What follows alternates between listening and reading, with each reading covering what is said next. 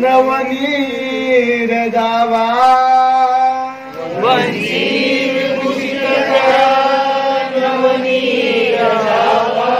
पीतांबरा धरुण बिंब फलादिरोटा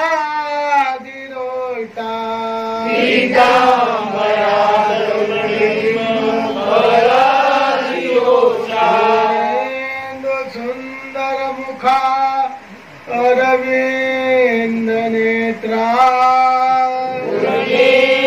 सुंदर रूपा अरविंद नेत्रा कृष्णात्करं किमपि तत्त्व महं न जाने कृष्णात्परं किमपि तत्त्व महं न जाने गोपाल कृष्ण महाराज असं म्हणलं.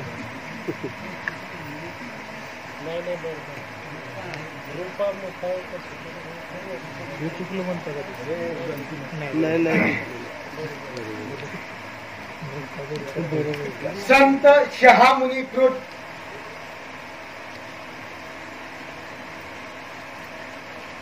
सिद्धांत बोध या ग्रंथाचं आपण श्रवण करत असताना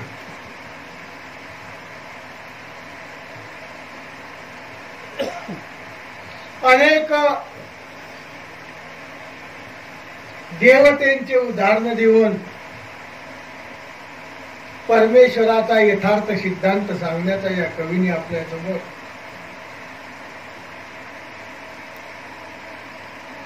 प्रयत्न केलेला आहे. त्यामुळं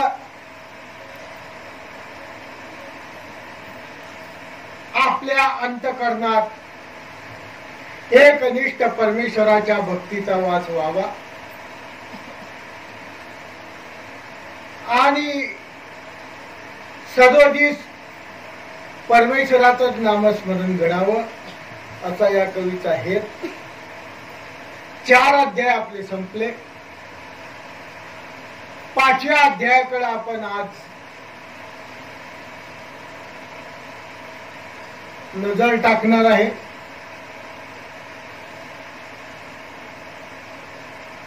म्हणून 4 अध्यायात वेगवेगळ्या विषयाच्या माध्यमातून वेगवेगळं पण सांगितलं. आता अध्याय 5वा काय सांगणार आहे आपण ते श्रवण करायचं. गोपाल कृष्णाय नमः.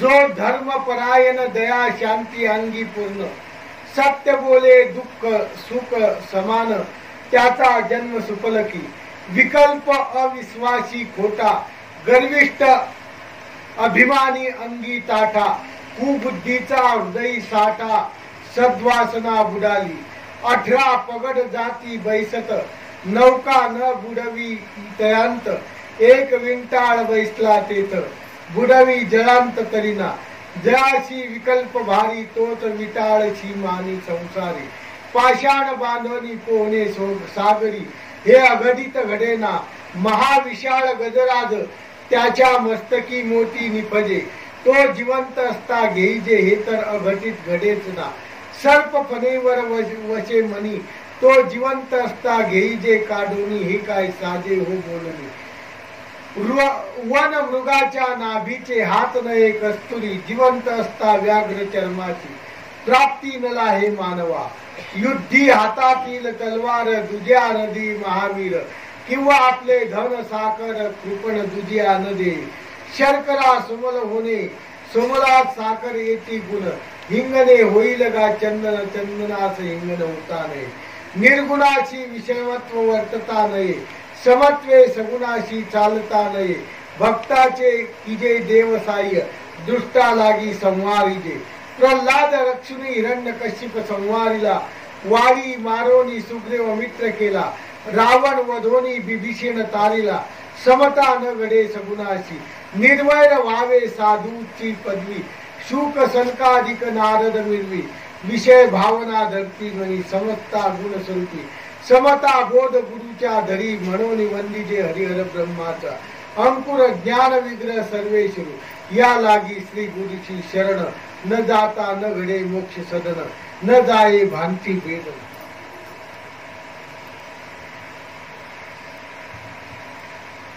पाचवा अध्याय आपण श्रवण करणार आहे आणि पाचव्या अध्यायामध्ये त्यांनी सुरुवात केलेली आहे श्रीकृष्ण अवताराला नमस्कार करून. जो नर धर्मपरायण, नर असं मानवाला म्हटलेला धर्मपरायण, धर्माचा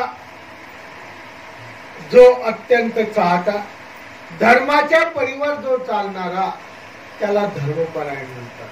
असा जो धर्मपरायण त्या शांती अंगी पूर्ण, त्याच्या अंगामध्ये शांती ही पूर्णपणे राहते. सत्य बोले सुख दुःख समान, तो सुख येऊ का दुःख येऊ सत्याशिवाय काही बोलत, त्याच्यावर कितीही आपत्ती आली तरी तो सत्यच बोलणार. सुख जरी प्राप्त झालं तरी सत्यच बोलणार. असा त्याचा जन्म सुकर, त्याच माणसाचा जन्म सुकर होतो. पण विकल्पी अविश्वासी, विकल्पी आहे, अविश्वासी आहे, गर्विष्ठ आहे, अभिमानी आहे, अंगी ताठा आहे. हे जे माणसं आहेत कुबुद्धीचा हृदयी साठा, आणि हृदयात फक्त सुबुद्धी न होता कुबुद्धी आहे. असे जे माणसं आहेत ते सदा समुद्राशी बुडाले, ते कधी वर येत नाही. 18 पगड जाती भारी, 18 पगड जाती आहे. या संपूर्ण भूतलावर 18 पगड जाती आहे. आणि या 18 जाती या 18 ब्राह्मणांपासून निघालेल्या आहे. त्याचा उल्लेख पुढे येईल. म्हणून ते अर्थात 18 पगड जाती बैसत, 18 पगड जाती निघाल्या. त्याच्यामध्ये विंटाळ बसल्या. विंटाळ हा खूप मोठा आहे. देवता धर्मामध्ये विंटाळ, काही झालं तरी देवता भक्ती करत असताना जर विंटाळ आला तर त्याला स्पर्श करायचा नाही. आणि मानवा पंथामध्ये विंटाळाला खूप दुर्लक्ष केलेलं आहे. विंटाळ हा मानवा पंथात मानला जात नाही. म्हणून ते म्हणतात की अशा प्रकारचे जे विंटाळ समान संसारामध्ये मानतात त्यांचं जीवन कसं आहे म्हणे, जे हमेशा संसारात विंटाळ मानतात त्यांचं जीवन कसं आहे म्हणे, तर पाषाण बांधोनी पोहणे सागरी, समुद्राच्या काठावर गेला आणि पोहता येत नाहीये, पोहण्याचं शिकायचं आहे. तर एखादी शिळा पाठीला किंवा पोटाला बांधून जर पाण्यामध्ये उडी मारली तर काय होईल, बुडल. म्हणजे जो असा संसारामध्ये विंटाळ मानतो त्याचं जीवन कसं आहे, पाषाणी बांधोनी पोहणी सागरी शिळा, ते अघटित घडलं. अघटित अशा प्रकारचं आहे. तो जळांत तरेल का, तो मरूनच जाईल. म्हणून म्हणतात जयाशी विकल्प भारी, तयाशी विंटाळ समान संसारी. त्याला या संसारामध्ये विंटाळ आहे. म्हणून ते म्हणतात की यांची कथा वेगवेगळ्या प्रकाराने उदाहरण देऊन सांगतात.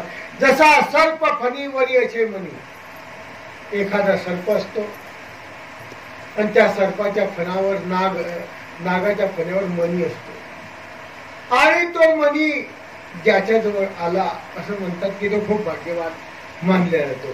तो फणी वरचा मणी जिवंत असताना कोणाची ताकद आहे घ्यायची, घेऊ शकतं कोणी, स्पर्श करू शकतं कोणी. म्हणतात ते अघटित, जिवंत असता पेढी जे ते अघटित घेऊ शकत नाही.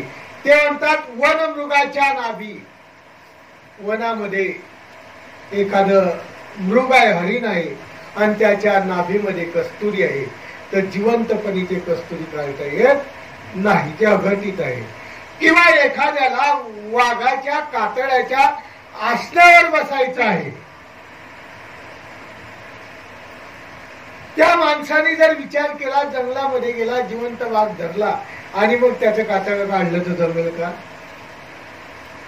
काय करावं लागेल? वाघाला मारावं लागेल. जिवंत वाघ धरून त्याचं कातडं काढलं कसं अघटित आहे तो याच कातळ काढल्याशिवाय काही राहणार नाही, याच कातळ काढतो. म्हणून ते म्हणतात हे जसं अघटित आहे तशा प्रकारे संसारात हे सुद्धा अघटित आहे. म्हणून म्हणतात की देव हे प्रल्हाद रक्षून हिरण्यकश्यप संवारीला, प्रल्हादाचं रक्षण करून हिरण्यकश्यपाचा संहार केला त्या देवतेने. वाडी मारून सुग्रीव मित्र केला, रावण वधोनी बिभीषण तारीला. समता न घडे सगुणाशी, जो सगुण आहे त्याची विगुण माणसाची कधीच समता घडत नाही. ज्याचा चांगला गुण आहे त्याचा वाईट माणसाशी कधीच सगुणता घडत नाही. अशा प्रकारचं हे केलं. म्हणून ते म्हणतात की निर्वीर व्हावे, हमेशा वैर न करता निर्वैर आपण वर्तन करावं. जो निर्वैर वर्तन करेल त्याचाच अशा प्रकारे या संसारात हे आहे. म्हणून ते म्हणतात समता बोध गुरुचा धरी, समतेच्या भावातून गुरुनी सांगितलेला जो बोध अंतःकरणात धरतो आणि तोच खरोखर या ब्रह्म्याच्या अंकुरी म्हणजे ब्रह्म्याच्या प्राप्तीला म्हणजे सद्ब्रह्माच्या प्राप्तीला परमेश्वराच्या प्राप्तीला पावन होतो. ज्ञान विग्रह सर्वेश्वरू या लागी श्री गुरुची शरण, न जाता न घडी मोक्ष सदन. जर ज्ञानासाठी, ज्ञान विग्रह म्हणजे ज्ञानाच्या साठी जर आपण गुरुच्या शरण गेलो नाही तर आपल्याला मोक्ष प्राप्त होणार. जर आपल्याला मोक्ष प्राप्त करायचा असला तर गुरुच्या शरण जावं लागेल. तेव्हा तो बोध ठसेल. जिवंत असता सिंहाचे नक आणि म्हणे न घडे विवेक.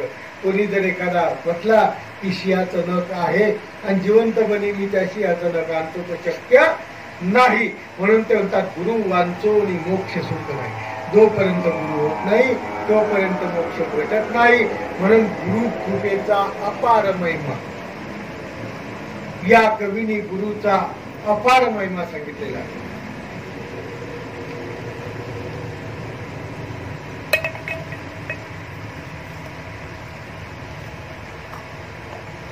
पुढे बोधाची माझी अद्भुत कठीण सिद्धांत बोध विख्यात. पुढे सिद्धांत बोध विख्यात आहे, प्रसिद्ध आहे. त्याची कथा मी आता तुम्हाला पुढं काय करेल, कठीण म्हणजे सांगतो. लिहितो अनेक चरित्र रचना, अनेक प्रकारचे चरित्र मी तुम्हाला या सिद्धांत बोधाच्या माध्यमातून सांगणार आहे. यात संशय आणू नये मला. कोणीही अंतःकरणात संशय आणायचा नाही, संशयाचं कारण घ्यायचं नाही. पुढे परिशील ज्ञान पुन्हा, ज्ञानाच्या अनुसारच तत्वज्ञानाच्या अनुसारच तुम्हाला मी अशा प्रकारे सांगेल की जो शरणांगत देवाशी, जो खरोखर देवाला शरणांगत गेला त्याचाच अभिमान हरीने धरला, त्याचाच अभिमान परमेश्वराने धरला. असे याविषयी दृष्टांताचे मत, असं दृष्टांताचं मत आहे. परिसा सांगतो रामायणातील चरित्र. एक रामायणाची छोटीशी गोष्ट तुम्हाला सांगतो. लक्ष्मण, राम आणि लक्ष्मण दोन्ही भाऊ होते. राम आणि लक्ष्मण, आणि तिसरा भाऊ कोण होता?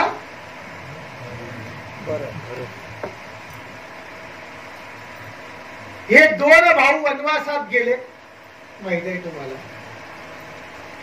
वनवासात गेल्यानंतर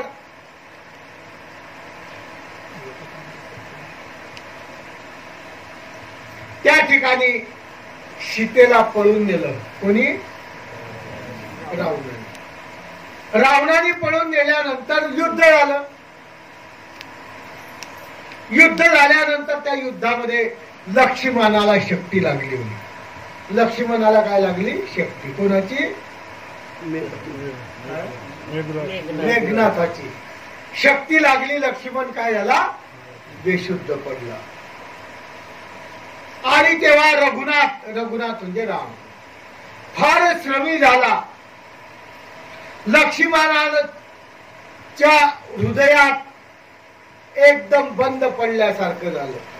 शोक करी राम, राम काय करायला लागला? शोक करायला लागला, दुःख करायला लागला. विपरीत झाले. कसं झालं हे? माझ्या बंधूचा काय झाला? घात झाला. काय करावं म्हणून तो अशा प्रकारचा राम त्याच्या लक्ष्मणाच्या दुःखासाठी अनेक प्रकारचे प्रयत्न करतोय की तो शुद्धीवर कसा येईल, शुद्धीवर कसा येईल. आणि असं जर झालं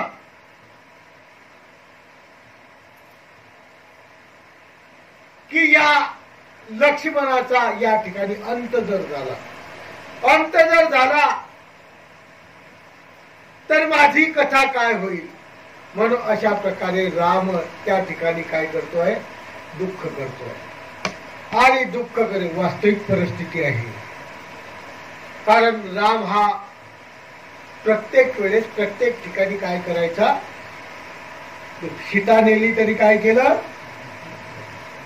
दुःख केलं. लक्ष्मणाला शक्ती लागली तरी, कारण राम हा आपल्या मानवा पंथच्या नुसार कोणाचा अवतार होता, विष्णूचा अज्ञान विग्रह. विष्णूचा अवतार होता, पण कोणता होता, अज्ञान विग्रह. देवतेचे 3 विग्रह होतात, त्याच्यापैकी अज्ञान म्हणजे त्याला काही कळत म्हणून रामाची कृष्णाची सांगड अजिबात घालायची नाही. हा राम काय होता, अज्ञान विग्रह होता. आणि अज्ञान असल्यामुळे याला प्रत्येक गोष्ट काही कळत नव्हती. मग आता काय करावं या रावणाने अशा प्रकारचा मेघनाथाने शक्ती सोडली. लक्ष्मण बेशुद्ध पडला. आता लक्ष्मण बेशुद्ध केल्यानंतर मी अयोध्येला जाऊ कसा. अयोध्येला गेल्यानंतर अयोध्येच्या लोकांनी जर विचारलं की लक्ष्मण कुठे गेला, त्याचं उत्तर माझ्याकडे द्यायला ठीक आहे, कदाचित ते लोक समजून घेतील. परंतु अयोध्येला गेल्यानंतर त्या कौशल्याने जर विचारलं की लक्ष्मण कुठे गेला, काय उत्तर देऊ. 3 माता आहे, 3 मातांनी जर विचारलं की लक्ष्मण कुठे गेला तर काय उत्तर देऊ, काही कळेना. म्हणून अशा प्रकारचा ती सीता अशोकवनात तिकडं आहे, इकडे लक्ष्मणाला शक्ती लागलेली आहे. अशा आपत्तीमध्ये राम प्राप्त झालेला आहे. सीता कुठे आहे, अशोकवनात. लक्ष्मणाला इकडे युद्धभूमीवर काय लागलेली आहे, शक्ती लागलेली आहे. आता अशा परिस्थितीत मी एकटा झालेलो आहे, अयोध्येत मात पडलेली आहे. काय करू मी, कोणतं कर्म मी आचरलं, काय असं झालं. अशा प्रकारचा संकट त्याला हे करत आहे. आणि तो मनामध्ये विचार करतो आहे, काय करावं का आपणही प्राण त्याजून द्यावा, आपण प्राण त्याजून द्यावा का. सर्व अघटित घडलेलं आहे, सर्व वाईट घडलेलं आहे आणि याच्यातून मार्ग सुचत नाही आहे. तेव्हा प्राण तेजून उत्कात, या उत्कात म्हणजे समुद्रात मीही प्राण तेजून टाकू का. त्या शोकाची अपार मात, त्या शोकाची दुःखाची अपार मात त्या रामाला लागलेली आहे. आणि रामाला लागल्यानंतर शोक चिंता झाल्यानंतर त्या रामाला एकदम काय करावं काही समजत नाही. आपल्याला विभीषण शरणागत आलेला आहे. कारण रावणाचा भाऊ कोण होता, विभीषण होता. आणि हा विभीषण आधीच कोणाला शरण आलेला होता, रावणाला आपल्या रामाला शरण आलेला होता.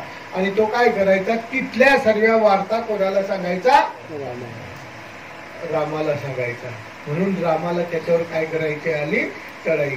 ते म्हणतात, एक म्हण आहे, घर का भेदी लंका ढाय, घर का भेदी लंका ढाय. अशा माध्यमातून हा विभीषण मला शरण आलेला आहे. मी मलाच वाचवू शकत नाही, माझ्या लक्ष्मणाला वाचवू शकत नाही. माझी सीता अशोकवनात आहे, ती पडलेली आहे. आता मी काय करू. अनाथ होता रावण अनुज, रावणाचा अनुज म्हणजे विभीषण, रावणाचा अनुज म्हणजे रावणाचा भाऊ अनुज. काय होईल, अनाथ होऊन जाईन. मी राम कशाचा, मी काय आहे, राम लोक म्हणतात मला, मी कशाचा राम आहे. मग त्या रामाने धरून अभिमान, त्या रामाला शेवटी काय करावं लागलं, अभिमान धरावा लागला. आणि अभिमान धरल्यानंतर त्या रामाने अभिमान धरला आणि निवटी कुळासहित रावण, सर्व रावण कुळाचा काय केला, नाश.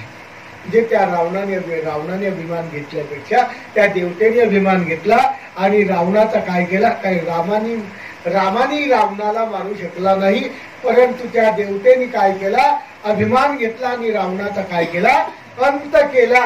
अंत केल्यानंतर राज्य स्थापला बिभीषण आणि अशी चरित्र लिहावयाचं कारण, हे चरित्र सांगायचं कारण काय, सिद्धांत बोध ग्रंथ चालू असताना या रामाची कथा लक्ष्मणाला शक्ती लागली हे इथं सांगण्याचं काय कारण काय म्हणतो, तर शरणांगता अभिमान.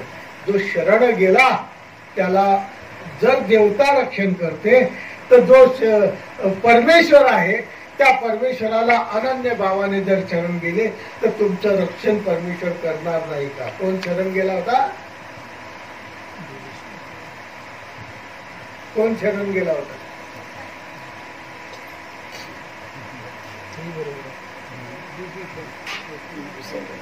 बिभीषण. कोण बोललं, बिभीषण शरण गेला ना रामाला, म्हणून त्या रामाला अभिमान आला की मी राम हा आला याचाही सत्यानाश मी करत, माझा तर झालाच झाला.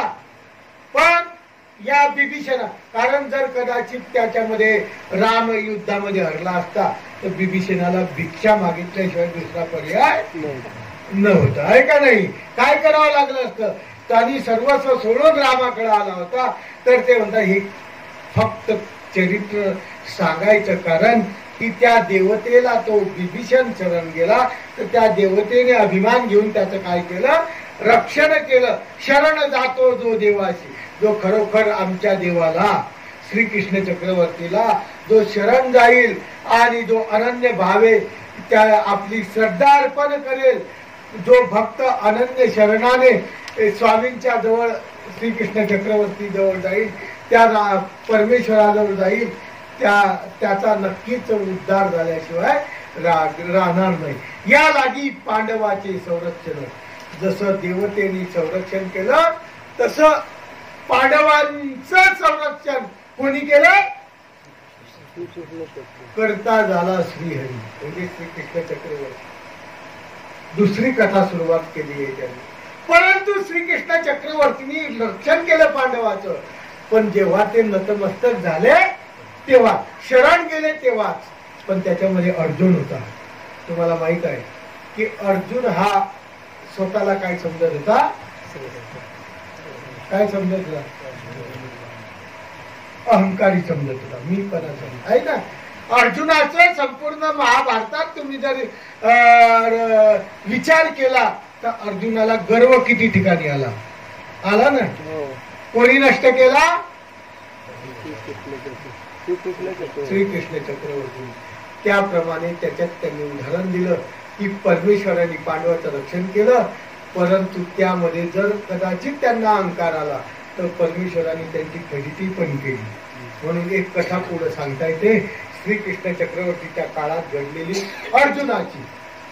अश्वमेघ पर्वी पांडवांनी एक यज्ञ केला, माहित आहे कोणता यज्ञ केला, अश्वमेघ नाही, राजसूयज्ञ.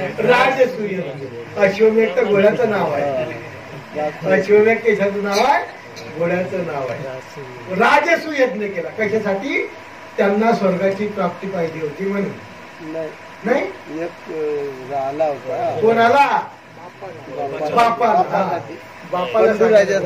बापाला एक यज्ञ राहिलेला होता, तो पूर्ण करावा असं परमेश्वराच्या माध्यमातून केलेला यज्ञ, त्याचं नाव काय, राजसू यज्ञ. आणि त्या यज्ञाच्या पूर्वी काय करावं लागत होतं, त्या यज्ञाच्या आधी एक घोडा सोडावा लागत होता. त्या घोड्याचं नाव होतं अश्वमेध. आणि त्या घोडा पुढे सोडला गेलेला आहे. सोडल्या गेल्यानंतर त्या घोड्याला जो धरेल त्याच्याशी युद्ध केल्यानंतरच यज्ञ काय होत होता, सफल होत होता. आणि या पांडवांनी अर्जुनाला मुख्य केलं आणि अर्जुनाला मुख्य करून तो घोडा सोडल्या गेला.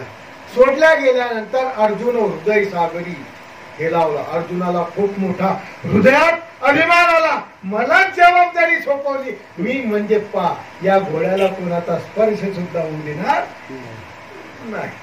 म्हणजे अशा प्रकारचा अहंभाव कोणामध्ये जागृत झाला?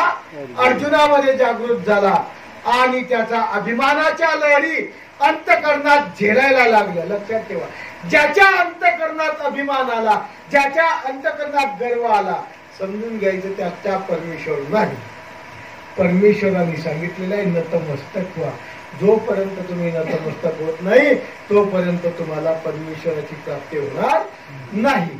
तुम्हाला वाटलं बोलता बोलता मी विसरून गेलो, पण कालच्या प्रश्नाचं उत्तर एकानेही विचार केला नाही की बाबा ते उत्तर राहिलं कसं काय, तुम्ही विचारलं नाही. त्यांना वाटलं बरं झालं आजचा दिवस काय गेला टळून गेला. मी बी काही बोलत नाही, जाऊ दे काय बोलत नाही लोक.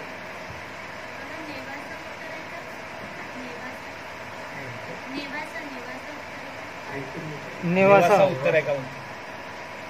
नेवासा नाही.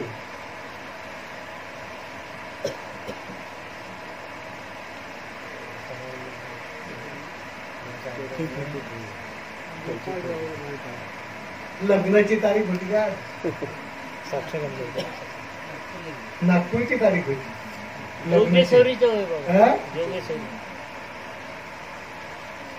पाप आणि विचार करा. मला मी फक्त माहिती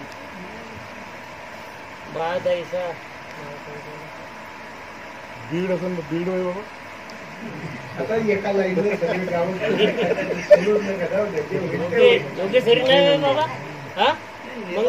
मग नागोबाला राजनगाव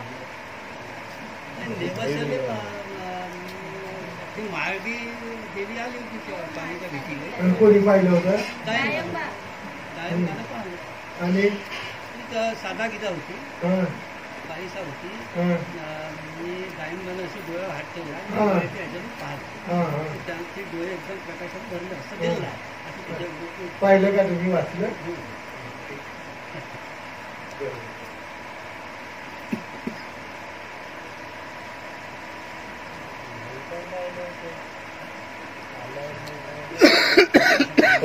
स्वामींनी सांगितलं की सगळे डोळे बंद करा, कोणीही डोळे उघडायचं नाही, असं पूर्ण सांगायचं. म्हणजे आम्हाला कसं वाटतं बरं नेवासा. आता नेवाशाला स्वामी इतके वळले नाही राहिले, आता कोणतं काय सांगावं? पूर्ण सांगायचं की स्वामी बसलेले आहे. स्वामीच्या दर्शनाला देवता येणार होती. मग देवता येणार होती, स्वामींनी सांगितलं आता सर्वांनी काय करा, डोळे लावून घ्या, कोणीही डोळे उघडायचे नाही, आमच्या दर्शनाला देवता येणार आहे, तुम्ही पाहायचं नाही. मग काय झालं, त्या निवाशाची माणसा देवता आली. आल्यानंतर जेव्हा देवाने सांगितलं हे करायचं नाही तेव्हा माणूस अवश्य केल्याशिवाय राहत नाही. एक आपण सुद्धा आपल्या पूर्वजांनी किंवा साधू लोकांनी आपलं सांगितलं हे करायचं नाही, त्या दिवशी ते अवश्य झाल्याशिवाय राहत नाही. स्वामींनी जे नाही सांगितलं ते आपण अवश्य करतो. आणि काय झालं की देवानी डोळे तर मिटवायला सांगितले, परंतु दायंबा होते. दायंबा सांगले मिटायला तर सांगितले, डोळे मिटले परंतु हुशार असे केले. पाहायचं नाही ना, पाहायचं नाही, परंतु डोळ्यावर हात ठेवले, पण हात ठेवून डोळे उघडे ठेवले. तेवढ्यात ती देवता आली आणि या विद्युत प्रकाशा सुद्धा पेक्षाही अधिक प्रकाश त्या देवतेचा पडला. आणि याचं जसं वेल्डिंग कडे माणूस पाहू शकत नाही, वेल्डिंग करताना वेल्डिंग कडे माणूस पाहू शकत नाही, त्यापेक्षाही प्रखर प्रकाश याच्या डोळ्यामध्ये पडला आणि याने परत डोळे काय केले, मिटून घेतले. अशा प्रकारचा देवतेचा काय प्रकाश आहे हे सांगायसाठी झाली लीळा. असे जर पूर्ण लिहिले तर 100 पैकी 100 मार्क, नाही तर अपूर्ण लिहिलं तर 100 पैकी 2 मार्क, 5 मार्क, 3 मार्क असं होतं. म्हणून ती लीळा संपूर्ण सांगायची असते. सर्वांना सांगितली की ते कळते. नाही तर सुद्धा नेवाशा म्हटलं, मला समजलं मी नेवाशाला काय झालं, कारण लय जाय नेवाशाला. नेवाशाच्या लीळा इतक्या आहे की स्वामींचा मुक्कामच खूप आहे नेवाशा आहे ना, म्हणून नुसतं नेवासा नाही सांगायचं. त्या लीळा विचारली होती मी कशी आहे, बरोबर आहे ना. अशा माध्यमातून त्या अर्जुनाला अहंकार आला. अहंकार आल्यानंतर तो घोडा सोडल्या गेला. सोडल्या गेल्यानंतर तो घोडा कोण धरतं, कोण धरतं, हस्तिनापुरामध्ये तो घोडा सोडला गेल्यानंतर त्याला कोण हात लावतं कोणी हात लावायचा हे विचार करत नव्हता. पार्था पुढे सर्व थकले. पार्थ म्हणजे अर्जुना पुढे कोणी विचार करेना की काय करण. परंतु अशा वेळेस काय करावं की त्या घोड्याला काय झालं की त्या घोड्याला बाळ सुकुमार एक मुलगा होता. त्यांनी काय केलं, धरलं. त्याचं नाव होतं सुधन्व कुमार.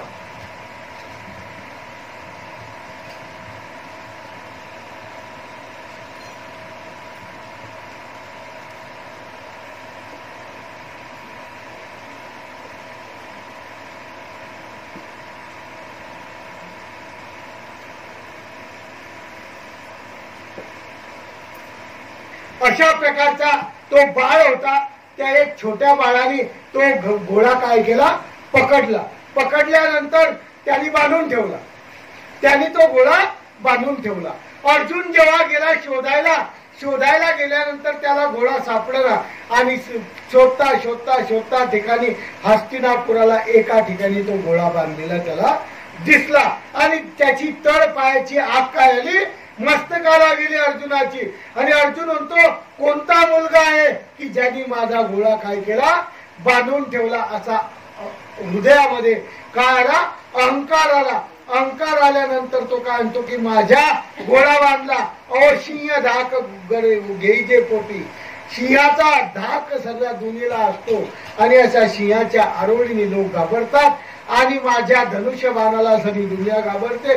कोणी हा केला आणि कोण मुशक म्हणजे उंदीर याच्यामध्ये सापडला. म्हणून त्यांनी काय केलं, युद्ध करावे म्हणशी. तो घोडा जर बांधलेला आहे तर माझ्याशी युद्ध कर आणि युद्धामध्ये तू विजयी हो. तरच त्याचं नाव होतं सुधन्वा. काय नाव होतं, सुधन्वा. त्या बाळकाचं नाव काय होतं, सुधन्वा असं त्या बाळकाचं नाव होतं. आणि त्या बाळकाने तो घोडा बांधलेला होता. तो म्हणे तुझ्यामध्ये ताकद असेल तर घोडा सोडून दाखव. कोण म्हणतोय, तो सुधन्वा बालक अर्जुनाला म्हणतो आहे की तुझ्यामध्ये ताकद असेल तर हा घोडा काय कर, सोडून दाखव. तू राजस्वी यज्ञ करतोय ना, सोडून दाखव म्हणे हा घोडा. अशा प्रकारे त्यांचा आपसामध्ये काय झालं,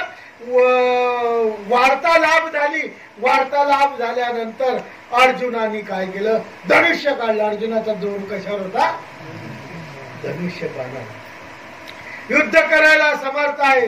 मग त्यांनी काय केलं, आपला धनुष्य बाण काढला, संकल्प केला आणि जोपर्यंत मी याचा वध करणार नाही तोपर्यंत मी हा घोडा सोडणार नाही, तोपर्यंत काहीच करणार नाही. अर्जुन प्रतिज्ञा घेण्यामध्ये एक नंबर पाहिजे. ते प्रतिज्ञा पूर्ण हो अगर नको हो, पण तू पूर्ण करणार. प्रतिज्ञा घेण्यामध्ये कोणती प्रतिज्ञा घे, आपल्या हृदयात एवढा दम असो का नको असो, पण त्याला माहित होतं की आपण प्रतिज्ञा घेतली की आपली प्रतिज्ञा पूर्ण होतेच. कोणाच्या जीवावर, श्रीकृष्ण चक्रवर्तीच्या जीवावर. असं बऱ्याच वेळा तो फसला. आणि या ठिकाणी सुद्धा त्यांनी काय केलं की अशा प्रकारचं त्या सुधन्वाशी युद्ध करायला सुरुवात केली. अर्जुनाने सोडला बाण. त्या सुधन्वाने अर्जुनापेक्षा लहान बालक आहे. अर्जुन खूप मोठा धनुर्धारी आहे, तो छोटा आहे. याने बाण सोडता सुधन्वाने बाण सोडला आणि वरत्यावर त्याच्या बाणाचे काय केला, तुकडा पाडून टाकला. तुकडा पाडल्यानंतर त्या बाणाचे खंडन केल्यानंतर त्या अर्जुनाचे पाय गळाले. अरे माझा बाण तोडला याने, एवढूसा पोरगा आणि माझा बाण तोडला, पाय गळाले. आता काय करावं, सांडी युद्धाची गोष्ट. तेव्हा श्रीकृष्ण चक्रवर्ती त्या ठिकाणी आलेले आहे आणि श्रीकृष्ण चक्रवर्ती होता, अरे जाऊ दे, याच्या काही नादी लागू नको, आपण वापस चालले जाऊ. घोडा नाही भेटला तरी चालेल, पण आपण चालले जाऊ. कशाला युद्ध कर, नाही मी युद्ध केल्याशिवाय राहणार नाही. आणि मग परत त्यांनी काय केलं, बाण सोडला. परत त्यांनी बाण सोडला. असे एकमेकाच्या बाण चालता खूप मोठं तुंबाड युद्ध दोघांमध्ये झालं, अर्जुनामध्ये आणि त्या सुधन्वामध्ये. आणि इतक्या जोरात युद्ध झालं की प्रत्येक बाण अर्जुनाचा त्यांनी काय केला, खंडन केला. आणि खंडन केल्यानंतर श्रीकृष्ण परत त्याला म्हणतात श्रीकृष्ण म्हणतात जाऊ दे ना, आपल्याला काय करताय, आपण माघार घेऊन टाक. या सुधन्वाला सांग की आम्ही हरलो, तो घोडा देऊन टाकू वापस, आपल्या काय याचं जात नाही. नाही, मी माघार घेणार. असे दुनियेमध्ये अर्जुनासारखे लोक आहेत की ज्यांचा विनाश पावतो. परंतु याच्या पाठीमागे परमेश्वराचा म्हणून गोष्ट अलग आहे. परंतु परमेश्वर जर पाठीमागे नसतात याचा कधीच हे झाला असता. परंतु त्या सुधन्वाने काय केलं की याला परत त्याच्यामध्ये बेजार केलं, परत बाण सोडला आणि बाण सोडून परत त्याच्या बाणाचं खंडन केलं. अशा वेळेस युद्ध चालू असताना शेवटचा सुधन्वा म्हणतो आता मी बाण सोडतो, या बाणाने तुझा रथ आकाशात चालला जाईल. तू काय समजतो, श्रीकृष्ण चक्रवर्ती सारथ्य करताय अर्जुनाचं. हा एकटा सुधन्वा आहे आणि अर्जुनाचं सारथ्य श्रीकृष्ण चक्र करत असताना त्या सुधन्वानी एक क्षर म्हणजे एक बाण सोडला आणि असा बाण सोडल्यानंतर तो खरंच गेला आणि आकाशात गेल्यानंतर काय झालं की याचा रथ गोल गोल फिरायला लागला. हो, अर्जुनाचा रथ गोल गोल फिरायला लागला. श्रीकृष्ण चक्रवर्तीने त्याला सरळ केला, स्थिर केला, आकाशात स्थिर केला. आणि श्रीकृष्ण चक्रवर्ती म्हणतात जाऊ दे आता तरी चाल घरी, बस झालं, आता तरी काय कर, घरी चाल. परंतु तरीही अर्जुन ऐकायला तयार नाही. आणि अशा वेळेस त्या दोघांचं तुंबळ युद्ध होता होता त्यांनी शेवटचं सांगितलं सुधन्वानी, तू एवढा स्वतःला श्रेष्ठ समजतो, स्वतःला महारथी समजतो, आज माझा शेवटचा बाण, हा शेवटचा बाण सोडल्यानंतर तुझं शिर उडवल्याशिवाय मी राहणार. दोघही अहंकाराला पेटले, हाही अहंकाराला पेटला, तोही अहंकाराला पेटला. मध्ये कोण आहे, श्रीकृष्ण चक्रवर्ती आहे मध्ये. आणि अशा वेळेस त्या सुधन्वानी सोडलेला जो बाण आहे तो बाण नक्कीच अर्जुनाचं काय उडवणार होता, शिर उडवणार होता. प्राण तेजूप आहे, ते प्राण त्याग करणार, शिर उडवणार. अशा वेळेस काळ चक्र पडणार. अशा वेळेस श्रीकृष्ण चक्रवर्तीने आपल्या सुदर्शनाच्या माध्यमातून एक शक्ती सोडली आणि त्या ठिकाणी सुधन्वाचं शिर काय केलं, उडून टाकलं आणि त्याचा नाश केला. शेवटी श्रीकृष्ण चक्रवर्तीला भक्ताचा काय करावा लागला, अभिमान घ्यावा लागला आणि त्या सुधन्वाचा त्या ठिकाणी काय झाला, वध झाला. वध झाला, त्याचं रुंड म्हणजे शरीर महीवर पडलं आणि जे तोंड होतं नसुद्ध ते आकाशामध्ये गोल गोल फिरायला लागलं. हरी स्मरणा, हरीच्या स्मरणाने ही गोष्ट कोणाच्या याच्याने शक्य झाली, फक्त परमेश्वराच्या. देव तारी त्याला, दोघांनाही अहंकार आला. परंतु दोघांनाही अहंकार आल्यानंतर दोघांचाही नाश होणार होता. परंतु अर्जुनाचा नाश श्रीकृष्ण चक्रवर्तीला करायचा नव्हता, कारण अर्जुनाला खूप मोठं कार्य पुढं बाकी होतं. म्हणून अर्जुनाचं रक्षण कोणी केलं, श्रीकृष्ण चक्रवर्तीने केलं. आणि याच्यामध्ये दाखवून दिलं की बाबा रे, मी प्रत्येक वेळेस तुला नाही नाही म्हणत होतो, पण तुझं रक्षण आता मला करावं लागलं. त्या सुधन्वाचं शिर त्या ठिकाणी उडल्या गेलं आणि उडल्या गेल्यानंतर अशा प्रकारे ते श्रीकृष्ण चक्रवर्तीने धर्माचा त्या ठिकाणी विजय केला आणि तो घोडा वापस आणला गेला आणि त्याच्यानंतर यज्ञ झाला, तो राजसूय. ही कथा तुम्हाला काही माहित नसेल, माहित होती, ही पुराणात कथा आलेली आहे. बब्रुवाला ऐकलं चित्रामध्ये का बब्रुवानाने घोडा पकडला होता बा, असं ऐकलं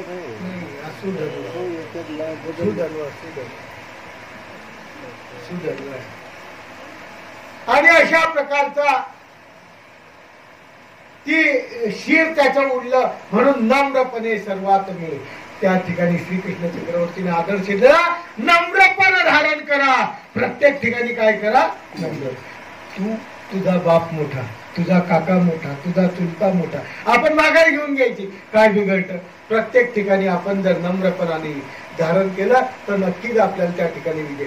श्रीकृष्ण चक्रवर्तींनी नम्रता ही शिकवली. नम्रता अर्जुनाला परत परत धारण करायला लावली. पाणी जसं नम्रतेने सर्वात मिळतं. पाणी पहा तुम्ही, पाणी कुठेही जा नम्रतेने घुसतं. पाऊस जर आला, बरसात जर आली, महापूर आला, तरी पाणी तुमच्या घरात कसं घुसतं, नम्रतेने घुसतं. तुमचं घर फेकून देईन, पण घुसताना मात्र कसं घुसल? नम्रतेने घुसल. म्हणून त्यांच्यात पाणी जसं सर्वांमध्ये नम्रतेने मिळतं. पाषाण कठीणपणे वेगळे होती. दगड कशी आहेत? किती दगड करा, ते दगड वेगवेगळेच दिसतील. पाणी कुठं मिसळून जाईल काही सांगता येणार नाही, पण पाषाण कधी मिसळत नाही. त्या पाषाणाप्रमाणे नाहू नका. जो पुरुष नम्र चाले त्याला आवडे हरी. जो पुरुष खरोखर अहंकाराच्या माध्यमातून चालत नाही. आमच्या स्वामी चक्रांनी सुद्धा माईन भट्टाला हेच शिकवलं. आमच्या स्वामी चक्रांनी नागदेव आचार्यांना हेच शिकवलं. आमच्या श्रीकृष्ण चक्रवर्तीने अर्जुनाला हेच शिकवलं की तू काय कर? नम्रता धारण कर. जिथे नम्रता आहे तिथंच मी तुमच्या पाठीशी आहे. म्हणून ते म्हणतात की जो नम्र आहे त्याच्याच पाठीमागे कोण आहे? श्रीहरी. भक्ती करताना सुद्धा कसं असावा? नम्रता असावी. नाही तर मी होतो म्हणून ते काम झालं हो, नाही तर काय झालं असतं? ठीक आहे, तू काय केलं मोठं? काहीच कोणी काही करू शकत नाही. पण स्वामींच्या काळात सेतू बांधायचा. स्वामींनी रानाईसाला सांगितलं की ते शिळा लोट.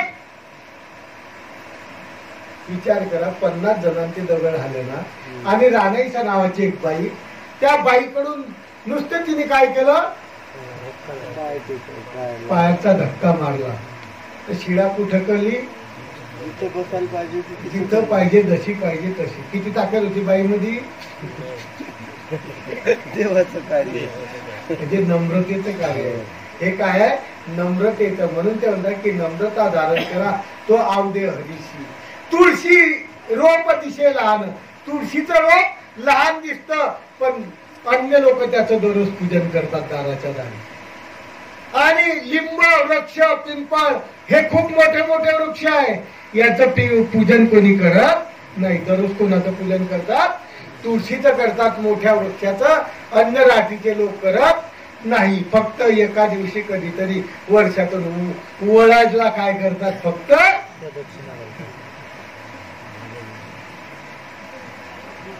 फेऱ्या मारतात. कोण मारतात? बाया मारतात. बाकी हमेशा त्या तुळशीचं काय करतात? हे करतात. तुम्हाला माहित आहे, एका वेळेस पेपरमध्ये आलं होतं की वट सावित्री पौर्णिमा होती.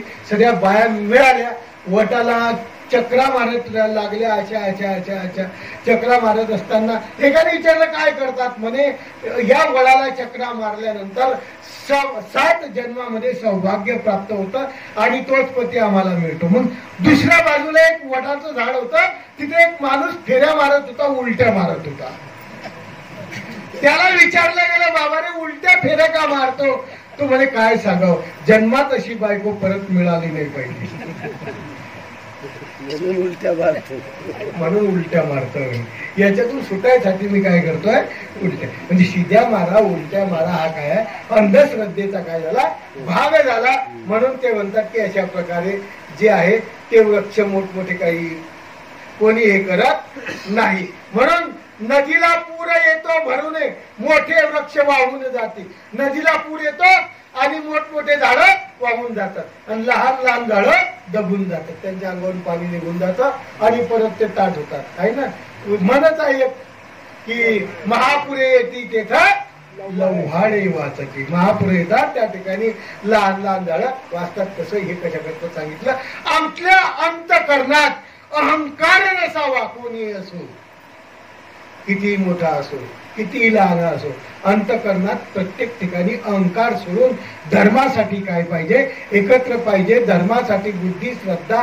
ज्याप्रमाणे जेव्हा तुम्ही एकत्र येसाल अहंकार सोडून, तेव्हा लहान मुंगी साखर घेऊन जाते. पण हत्तीला जर विचार केला की आपल्याला साखर न्यायची आहे तर नेऊ शकत नाही. फक्त कोण नेते? मुंगी. म्हणजे मुंगी होऊन साखर खाता येते, पण हत्ती होऊन साखर खाता येत नाही. अशा प्रकारचे बरेच उदाहरणं या कवीने आपल्यासाठी दिले की बाबा रे प्रत्येक ठिकाणी तुम्ही काय बघा? लहान बघा. तुम्ही जरी केलेलं असलं कार्य तरी सांगू नका मी केलं, यांनीच केलं. आमच्या श्रीकृष्ण चक्रवर्तीने आदर्श दिलेला. त्या ब्राह्मणाचे मुलं शेषयाच्या दरबारातून श्रीकृष्ण चक्रवर्तीने आणले आणि भर सभेत आणल्यानंतर सांगतात त्या सर्व प्रजेला, बलरामाला, अरे आपण दोन्ही काय कामाचे? हे सर्व पोरं कोणी शोधून आला? तर हा अर्जुनाने शोधून आणले. आपल्याला आपण शोधू शकलो नाही, आपण राज्याचं रक्षण करू शकलो नाही. आणले कोणी? या अर्जुनाची तर थंडी होऊन गेली होती, सर्व तिन्ही पाताळ शोधून थंडी होऊन गेली होती. परंतु आणले कोणी? श्रीकृष्ण चक्रवर्तीने मोठेपणा कोण आणलेला? अर्जुनाला. काही बिघडलं परमेश्वराचा? काही कमीपणा आला परमेश्वराचा? हा आदर्श या शहामुनी कवींनी सांगितलेला आहे की तुम्ही सुद्धा अभिमान सोडून द्या. या लागी सोडून अभिमान. प्रत्येकाने काय करायचं? अभिमान सोडून द्यायचा आणि संताशी घालावे लोटांगण. नतमस्तक व्हावं. आपल्यापेक्षा श्रेष्ठ जो व्यक्ती आहे त्याला काय करायचं? साष्टांग नमस्कार करायचा, साष्टांग दंडवत करायचा. साष्टांग दंडवत केलेलाच त्या ठिकाणी पोहोचत असतो. म्हणून घालावे संताशी लोटांगण. घेऊनी अनुताप पूर्ण भजावा एक नारायण. अनुताप म्हणजे दुःखानी, नारायण म्हणजे परमेश्वर. तो काय करायचा? भजावा, नमीन नमावा श्री भगवान. असा जो भगवान श्रीकृष्ण, तो जर खरोखर तुम्ही नमन केला तर हा पावन जीवात्मा, हा जीवात्मा जो अशुद्ध झालेला जीवात्मा आहे, हा अनेक मळाने व्यवस्थितला जीवात्मा आहे, याच्यामध्ये अनेक प्रकारचे दोष आहे. हा आत्मा त्याच्याशिवाय शुद्ध होणार नाही, त्याच्याशिवाय पावन होणार नाही. आमचे हेच स्वार्थ, आमच्या जीवनाचं स्वार्थ हेच आहे. म्हणून नमो श्रीकृष्ण राया. त्या श्रीकृष्ण रायाला मी नमन करतो. आणि या अर्जुनाचं उदाहरण देऊन आपल्याला सांगतो की आपण बाबा रे अंतःकरणातला काय करा? अहंकार टाकून द्या. भक्ती करत असताना, सेवा करत असताना, दास्य करत, कोणत्याही प्रकारचा अहंकार बाजूला करा. आणि हे जे करतो हे मी करत नाही आहे, हे एक आमच्या परमेश्वराने सांगितलेली सेवा आहे, ती आम्ही पूर्णपणे पार करतोय. करून घेणारा सुद्धा कोण आहे? परमेश्वर आहे. तारणारा सुद्धा परमेश्वर आहे, करणारा सुद्धा परमेश्वर आहे. आम्ही फक्त निमित्त मात्र आहे, बाकी दुसरा काहीच नाही. अशा प्रकारे भजो एकनिष्ठे. भजा एकनिष्ठाने परमेश्वराला भजेल, एक नामाने परमेश्वराला भजेल, तो संतोष आत्मा राम. त्याचाच अंतःकरणातला आत्मा संतोष पावतो. त्याच्याच अंतःकरणामध्ये संतोषता मिळते. बहु उपासनेचे वाढता ब्रह्म. आणि अनेक प्रकारच्या उपासना केल्या, आज याची, परवा त्याची, तरवा त्याची, तरवा त्याची, आहे का नाही? 8-8 दिवसांनी, 15-15 दिवसांनी आपली भक्ती काय होते? चेंज होत जाते. अशा वेळेस ज्याच्या बहुउपासना केल्या तो भ्रम वाढला. भ्रम वाढला म्हणजे अंतःकरणात वाढत गेला. आणि अंतःकरणात वाढत गेल्यामध्ये विश्रांती न मिळे, आपल्याला विश्रांती मिळत. कोणाची भक्ती करावी अंतःकरणात स्वस्थता वाटत नाही. 10 वेळा एकदा भजायचा प्रयत्न करा, तुमच्या अंतःकरणात शांती वाटणार नाही.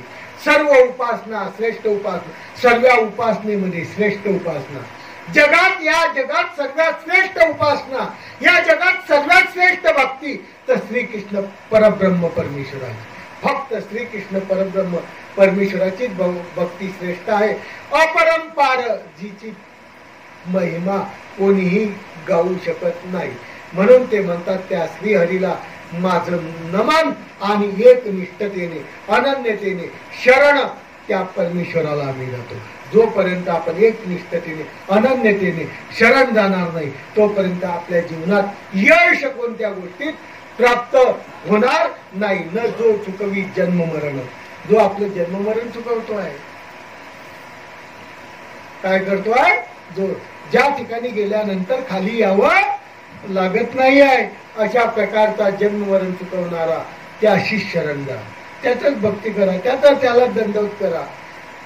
जो गुरुचाही परमगुरु, सर्व गुरूंचा परमगुरु, आपले गुरु त्यांचाही परमगुरु श्रीकृष्ण. चक्रधर स्वामी याच्याकरता याच्यात आले नाही शेवटी येते. कारण हा शहामुनी कवींनी द्वापारी वर्तलं काय केलेलं आहे? वर्णन केलेलं आहे. प्रत्येक पुराणातली कथा सांगितली आहे. आणि त्या काळात परमेश्वर अवतार कोण होते? फक्त श्रीकृष्ण महाराज होते. म्हणून श्रीकृष्ण महाराजाच्या ख्याती त्यांनी गायलेली आहे. आणि तोच परमेश्वर निश्चयाने तुम्ही कल्पना करून हृदयामध्ये त्याचा वास करा. खरोखर तुमच्या मीपणा जर दौडून टाकला तर तुमची बुद्धी खरोखर चांगली होईल. आणि तो सारंगधर, सारंगधर म्हणजे श्रीकृष्ण चक्रवर्ती. सारंगधर कोणाला म्हटलेला? श्रीकृष्ण चक्रवर्तीला. ब्रह्मादिका न कळे पार. नेती नेती म्हणती बा तुझला श्री कृष्ण प्रेम द्या मुजला. अशा प्रकारचा ब्रह्मादिक न कळे पार येथे काय मानवी नर. आपल्यासारखे काय कुठं आहे. म्हणून तो महिमा तुमच्या पलीकडे आहे. फक्त तुम्हाला भाग्याने त्याची भक्ती मिळाली आहे. ती भक्ती तुम्ही काय करा, एकनिष्ठतेने करा. असं जर केलं तरच तुमची हे करे. नाही तर त्या परमेश्वराची भक्ती नाही केली तर इंद्राची फजिता केली, चंद्राची फजिता केली, ब्रह्म्याची फजिता केली, विष्णूची फजिता केली. जे जे अशा प्रकारचे देवता फळी आहेत त्यांची परमेश्वरांनी काय केलेली आहे, फजिता केली आहे. सर्वांचे गर्वहरण केलेले न सुद्धा अर्जुनाचा नाही, प्रत्येकाचा ज्याला ज्याला गर्व आला त्याचा त्याचा गर्व काय केलेला, हरण केलेला आहे. त्याच्यामध्ये श्रीकृष्णाचा भाऊ ज्याचं नाव बलिराम कथा आहे, उद्या घेऊ.